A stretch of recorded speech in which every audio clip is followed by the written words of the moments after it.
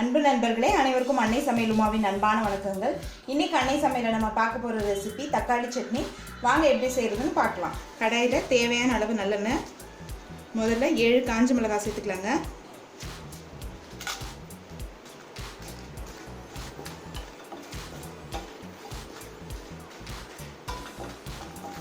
ஸ்லோலே வச்சு மிளகாய் கலர் மாறாத மாதிரி வறுத்துக்கோங்க.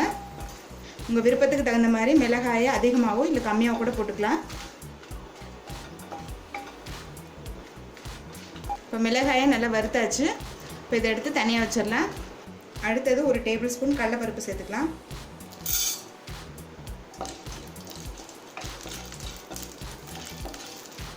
கடலைப்பருப்பு நல்லா கலர் மாற வரைக்கும் வறுத்துக்கலாங்க.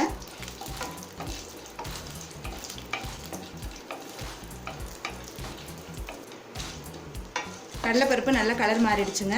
அடுத்தது 12 சின்ன வெங்காயத்தை சேர்த்துக்கலாம்.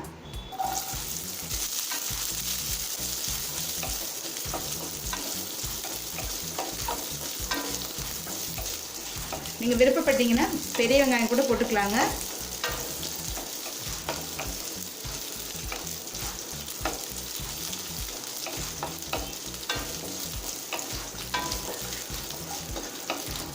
சின்ன வெங்காயம் போட்டு சட்னி பண்ணிங்கன்னா டேஸ்ட் நல்லாயிருக்கும். இப்போ சின்ன வெங்காயம் நல்லா வதங்கிடுச்சுங்க.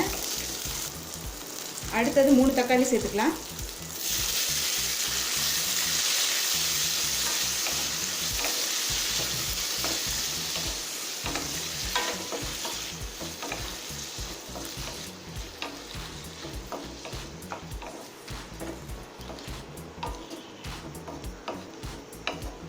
தக்காளியை நல்லா வதக்கிக்கலாங்க.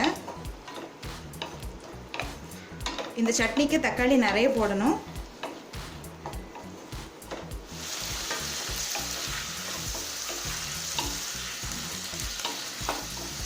தக்காளி நல்லா வதங்கிடுச்சுங்க. கொஞ்சமாக புளி சேர்த்துக்கலாங்க. இந்த அளவுக்கு போதும்.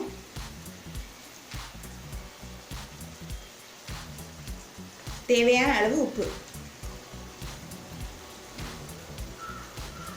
இப்போ இது எல்லாத்தையும் ஆறின பிறகு வதக்கின மிளகாயோடு சேர்த்து மிக்சியில் நைஸாக அரைச்சிக்கலாங்க.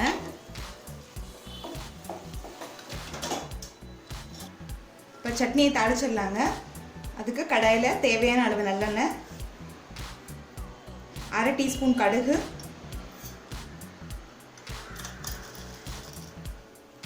1/2 டீஸ்பூன் உளுந்து,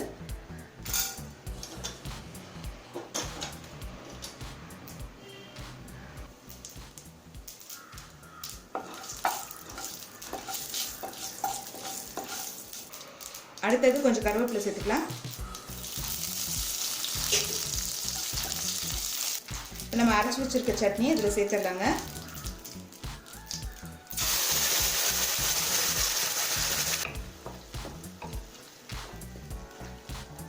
நான் தண்ணி சேர்க்காம தான் அரைச்சிருக்கேங்க. ஏன்னா நம்ம தக்காளி நிறைய போட்டிருக்கோம், அதனால தண்ணி சேர்க்க தேவையில்லை. நம்ம ஏற்கனவே வதக்கிட்டதால ரொம்ப நேரம் வதக்கணும்னு அவசியம் இல்லை. சும்மா லேசாக வதக்கினா போதும்.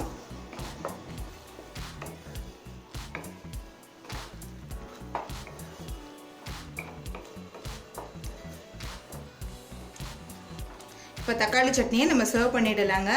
இப்போ சுவையான தக்காளி சட்னி ரெடி ஆகிடுச்சுங்க. இது இட்லி தோசைக்கு ரொம்ப நல்லாயிருக்கும். சப்பாத்தி கூட ட்ரை பண்ணி பாருங்கள், நல்லாயிருக்கும். ரெசிபியை ட்ரை பண்ணி பாருங்கள், கண்டிப்பாக உங்களுக்கே பிடிக்கும். ரெசிபி பிடிச்சிருந்ததுன்னா வீடியோவை லைக் பண்ணுங்கள், கமெண்ட் பண்ணுங்கள், ஷேர் பண்ணுங்கள்.